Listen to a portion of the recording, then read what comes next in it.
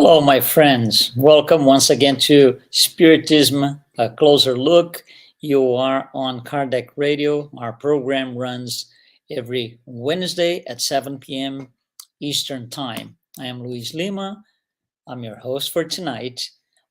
If you want to make any comments, any questions, or any suggestions, just follow the links and what you see on the bottom of your screen here. Uh, we welcome any kind of comments, suggestions, or even if you want to hear a specific topic or subject, you can give us a suggestion as well. It's good for all of us, myself included. Okay, so tonight we are going to take a closer look at the Spiritist hierarchy. Spiritist hierarchy. For me personally, this is a very interesting subject. This is in the Spirit's book. It's part of the Spirit's book.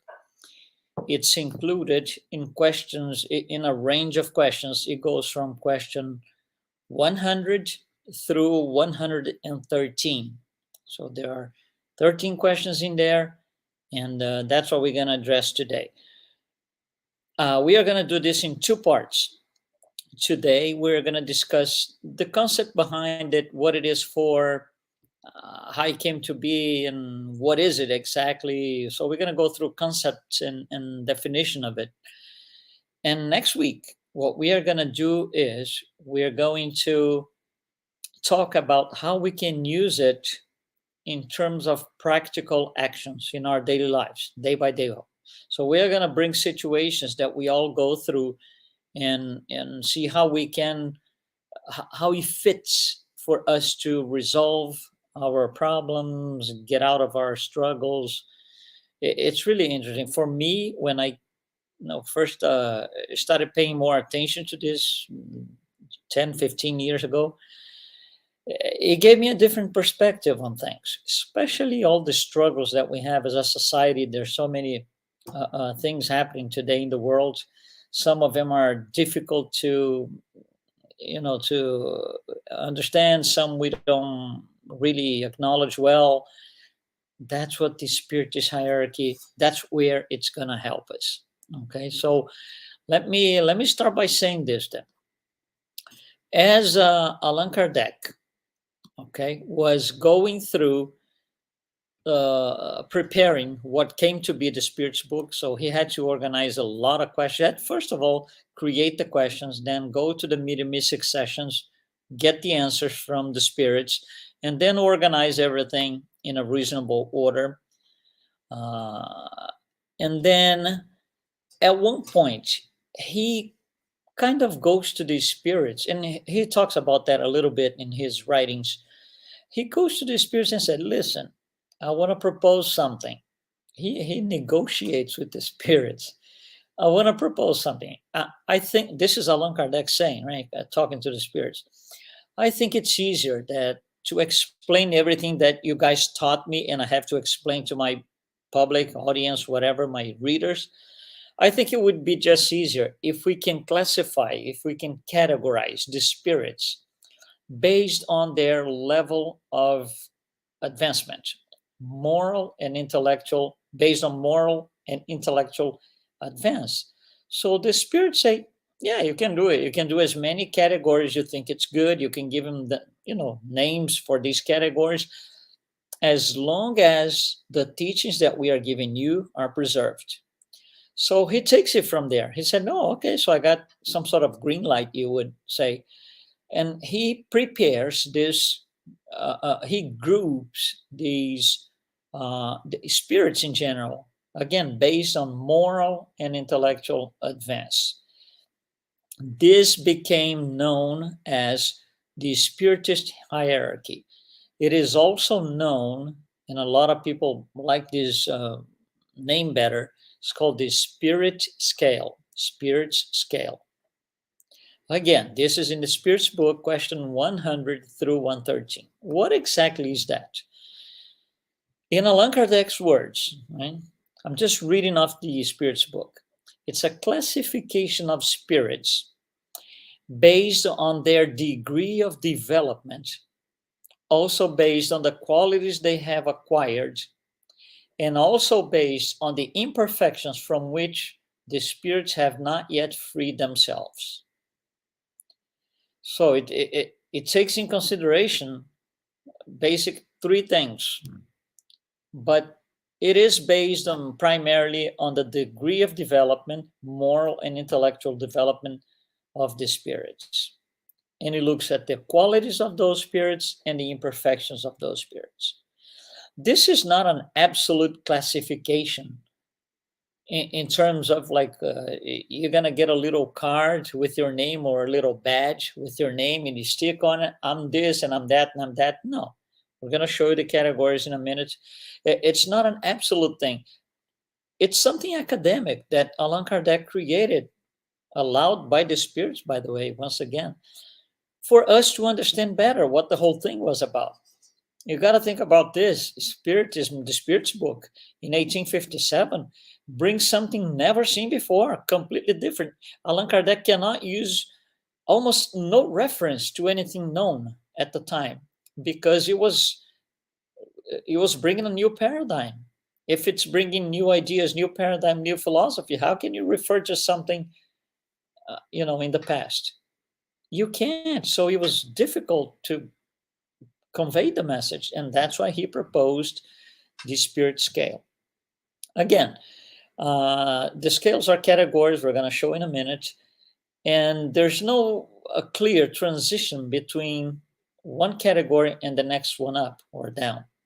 It's like a rainbow. You cannot tell where one color ceases to exist and the next color starts from there. It's difficult. So there are transition areas between categories. Again, it's not something absolute. So this has to do with a relative placement of spirits according to their advancement. Let me bring over to the screen here so you can have it. The categories, here they are, from bottom to top. All right, impure, frivolous, pseudo-learned, and you have all the names in there. The top one, pure.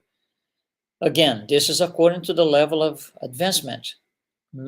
The less advanced spirits, the least advanced ones, are in the bottom of the scale, impure spirits. The most advanced ones are at the top of the scale, pure spirits. A few things. We're talking about the concept and how this thing it came about. It came about because Allan Kardec said it's easier for me to explain. The spirits agreed on and let him do it, gave him the green light. How does it work? It works like this. When I look at the scale, okay, let's say we don't have a badge, a divine badge sent by over the mail that we place on our shirt and that tells us where we are. It's hard for us, it's hard to tell where we are. We don't really know exactly.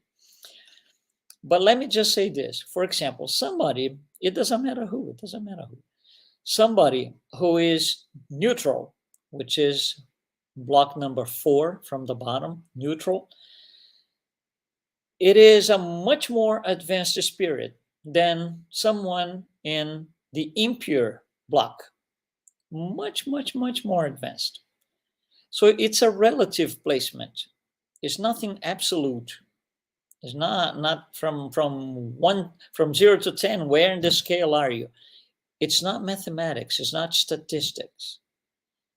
It's a relative placement, so we can figure out how life struggles can be addressed. That's for next week. How life struggles can be addressed when we live in a world that has impure spirits.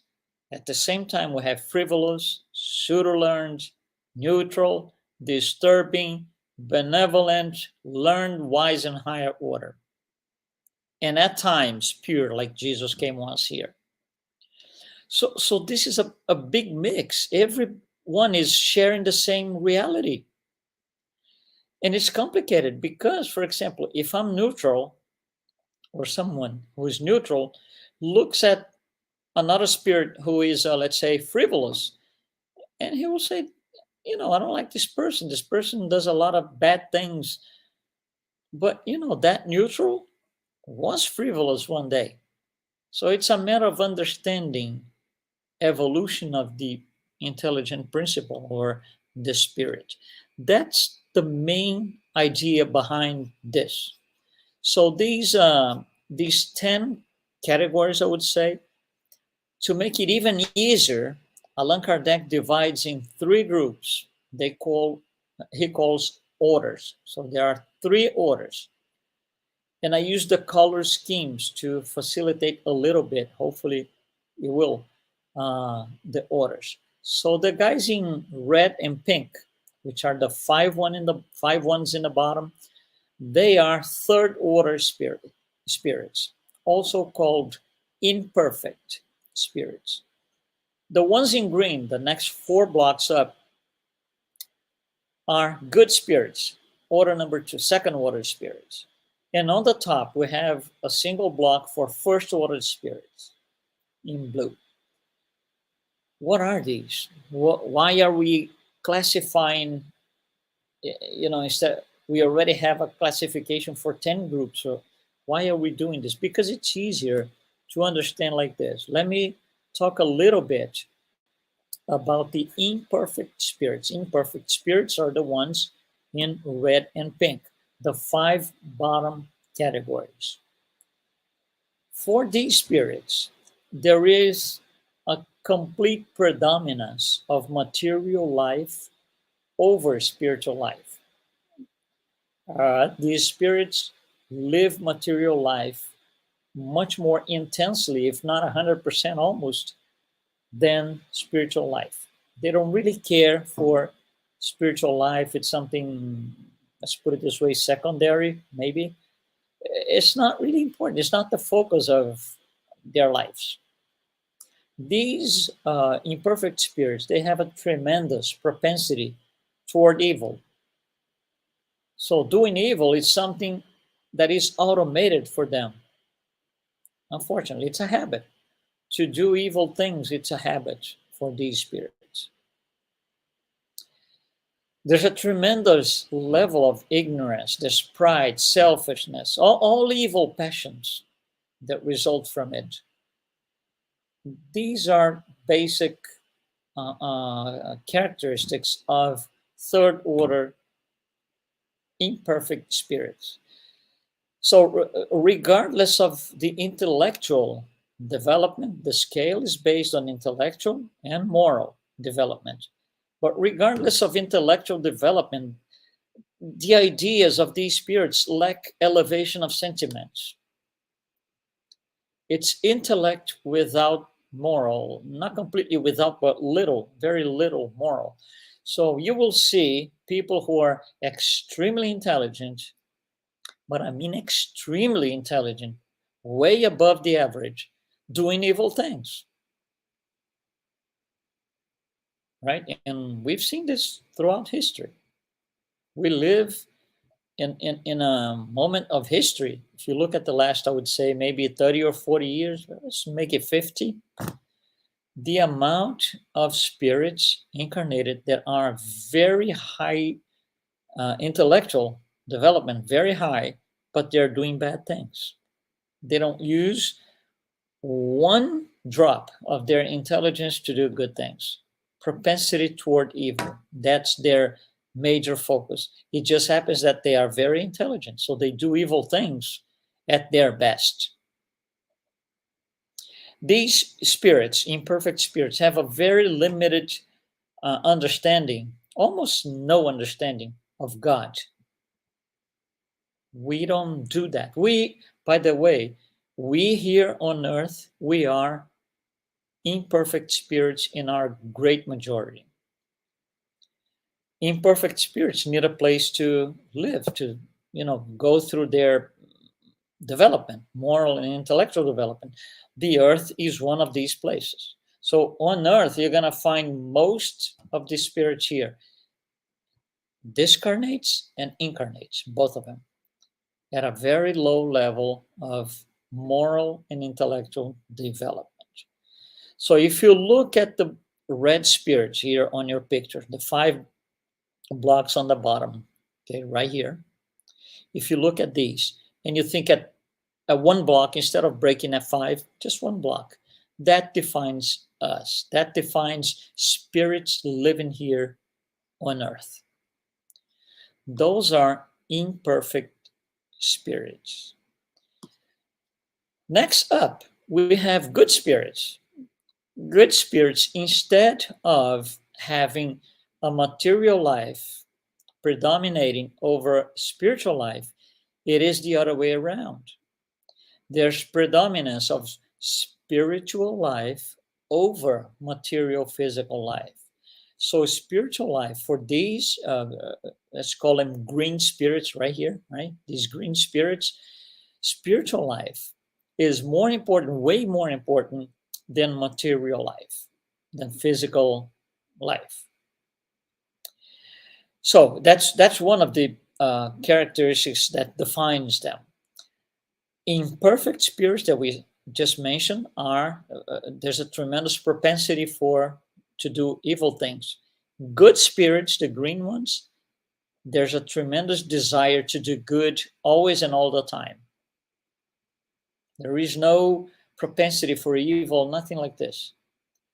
Green spirits, contrary to imperfect spirits, comprehend God, and they also comprehend infinite.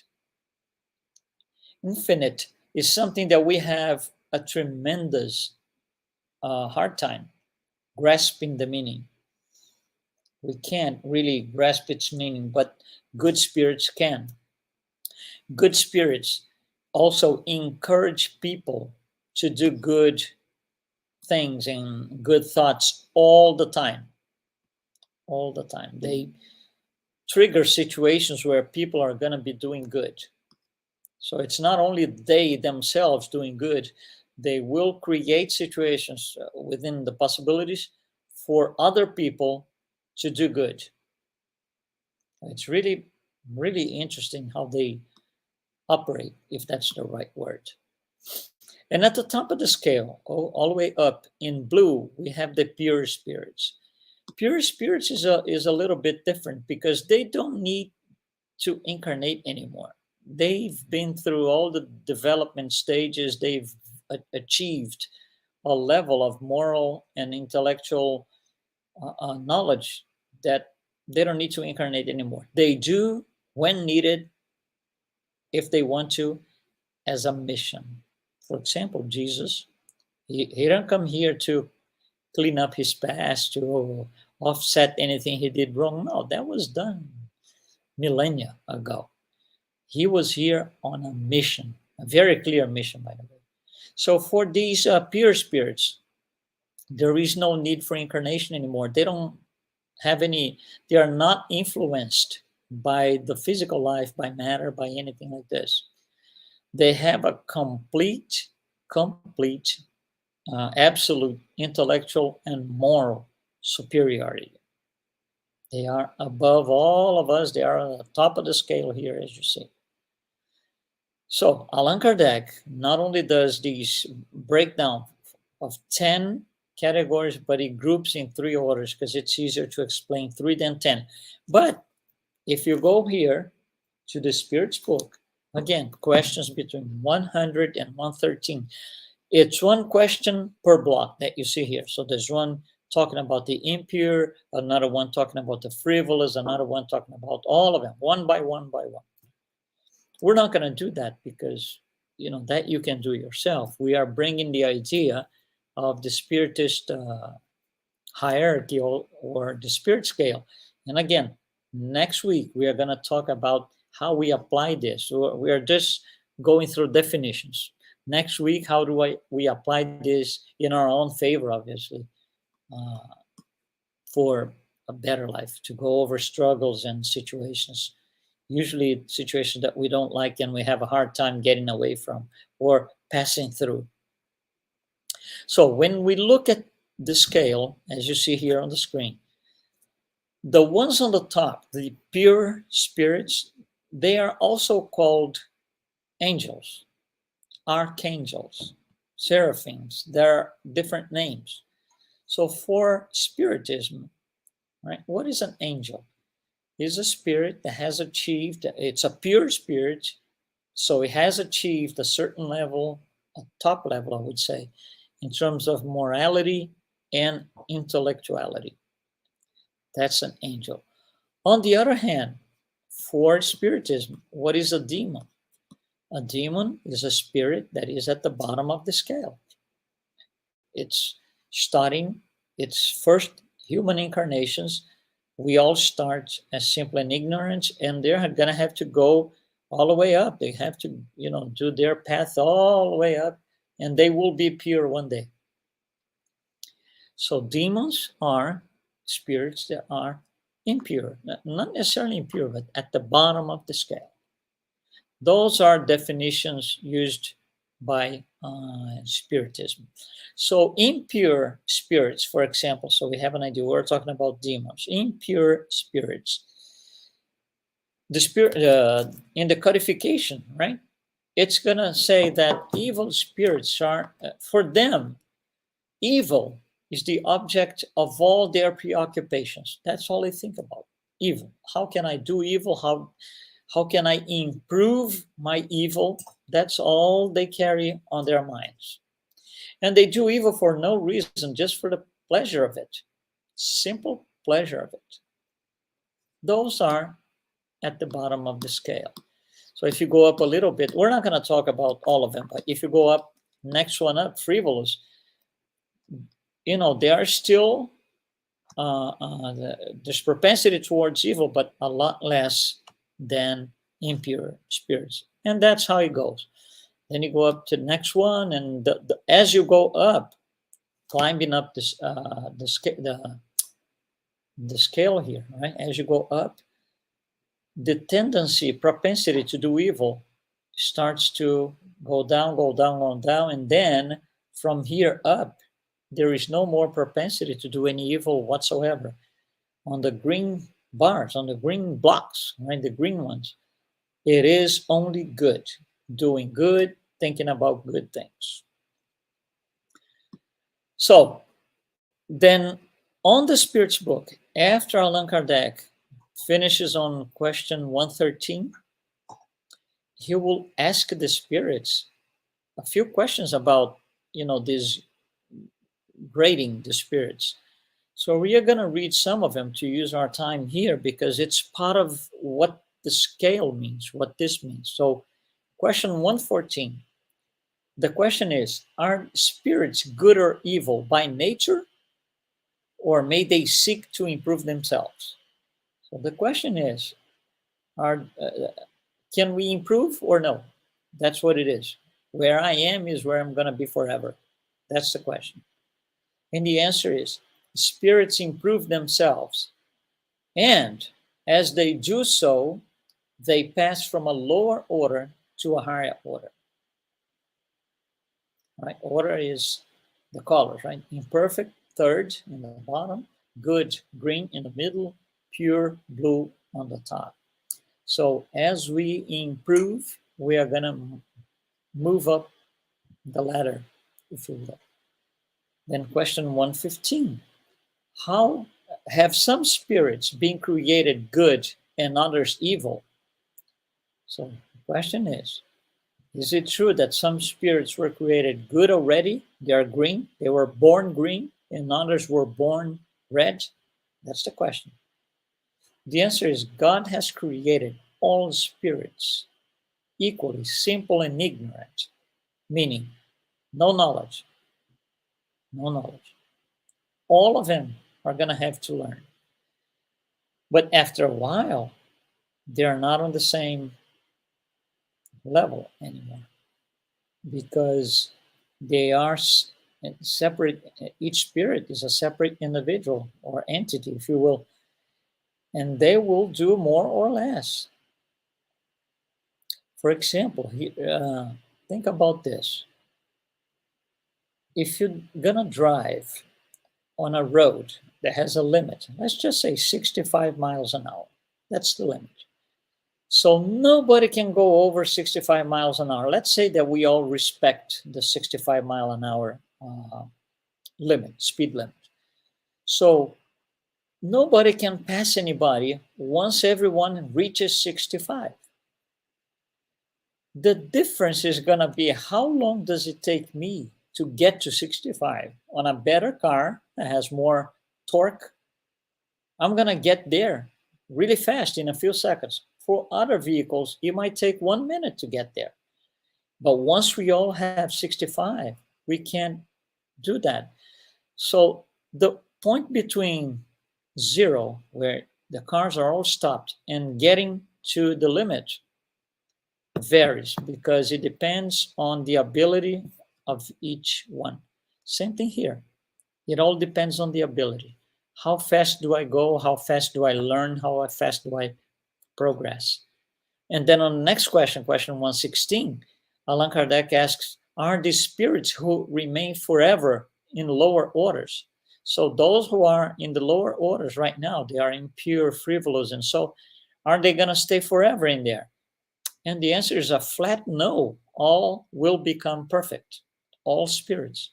It might take more time, might be faster or a slower pace, depending on their free will, but they all get to be pure. Nobody's left behind, if we can say. Then question 117. Does it depend on spirits themselves to hasten their advancement towards perfection? Answer, absolutely. The amount of time it takes them to get to perfection depends on their desire and submission to God's will. So revolting against a certain thing, a certain situation, a certain person, it's going to make me slower on my path. It's going to make me get there. It's going to make me take a long time. It's going to make me have to go through more struggles. So question 118, can spirits regress? Answer, no. As they progress, they gain an understanding of what is holding them back from perfection. In the beginning, when you're down on the scale, you do not understand why it's always the same. You cannot not get better. But as you go up a little bit in the beginning is more difficult. So the rate of your pace in the beginning is more difficult. But as we start to understand what's happening, then it's easier. Then at one point there's going to be a point where we say, "Oh, I got it. So let me do the right thing and get there faster." That's the idea. So the spirit scale is right here on your screen. It has a purpose, which is to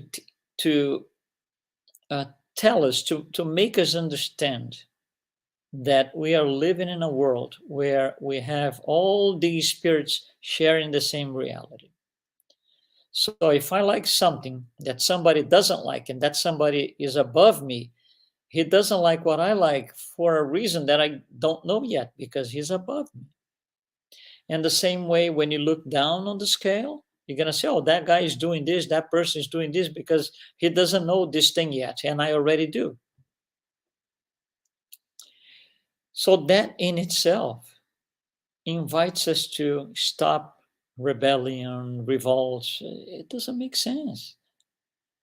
If a dog, bites you, what you gonna do? Kill him? Shoot him? No, he's not doing that for that reason. He doesn't know yet. He doesn't know things. It's the same idea here, the same concept. Next week, we are going to bring again the scale on your screen like you see here, but we are going to address real life situations. Okay? So we're going to bring subjects as aggressiveness from friends, or we committing aggressive behavior. We're going to talk about war. We're going to talk about, good and evil, patience, tolerance, or impatience, intolerance. We're going to talk about all of this. So I invite you to be with us next week. We're going to share this study with you. Thank you very much for participating today, and we will be here at 7 p.m. next Wednesday. Thank you and be well.